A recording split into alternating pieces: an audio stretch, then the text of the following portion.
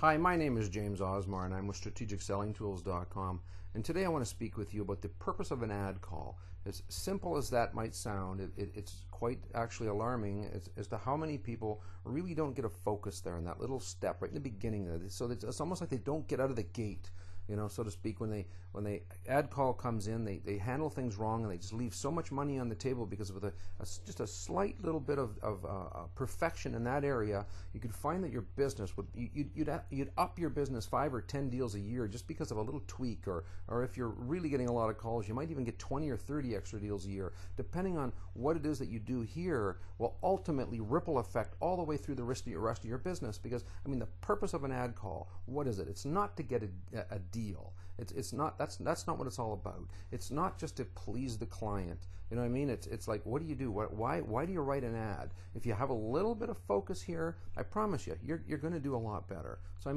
ultimately, when we do write our ads, as obvious as it seems, the purpose is to get a call or to get an opt-in. An opt-in comes from the internet or a 24-hour talking ad line, and a call comes in through the office and through your pager system or whatever. Now, the only time you're going to vary this a little wee bit, if you get a call, your main purpose is going to be to get the phone number. So there's many strategies you can use there. You can offer to call the person back because you've got another line. There's all kinds of things that you can do. But ultimately, the purpose of an ad is to get a call or to get an opt-in. And then you're going to go through to get an appointment. Ultimately, you now have the phone numbers, you've got the contact information. You're then going to try to work your charms so that you can get them and show them what it is that you can offer them, get them into the office if they're a buyer. You never go to the property and show without getting them on contract. You don't have that many opportunities to be able to get out with them and get them on contract. And some people say, no, you should show them homes 3 or 4 times. Well, they're usually out with 4 or 5 other agents seeing 3 or 4 homes and picking through a large selection of properties, and then they're going to buy through the person who they get involved with directly and try to buy a house off the listing agent, cut you out a commission.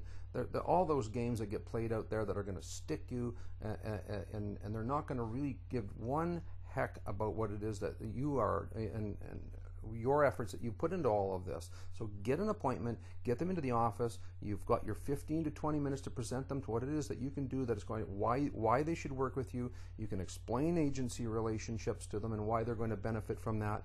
Now, if they don't want to sign, and that's going to happen, and I think this is one of the reasons why some agents are afraid to bring up agency relationships, is because they don't know how to deal with the rejection at the end of it all when somebody won't sign. Well, it's a very simple strategy that I'll share here with you today. You simply hand them the agency agreement and ask them to take it home and look it over, and I'm sure you will feel much more comfortable with it after you've given it some consideration, and we can pick up where we left off here today. But thank you very much for coming into the office. That is not hard to do. That is actually a nice thing to do. They're going to feel comfortable. They'll go away, and you do get some that come back. But if you've done your job right, some people they're not going to sign no matter what because they've got an agenda. Good. Get them out of your office, because those people with an agenda, you're not in their agenda.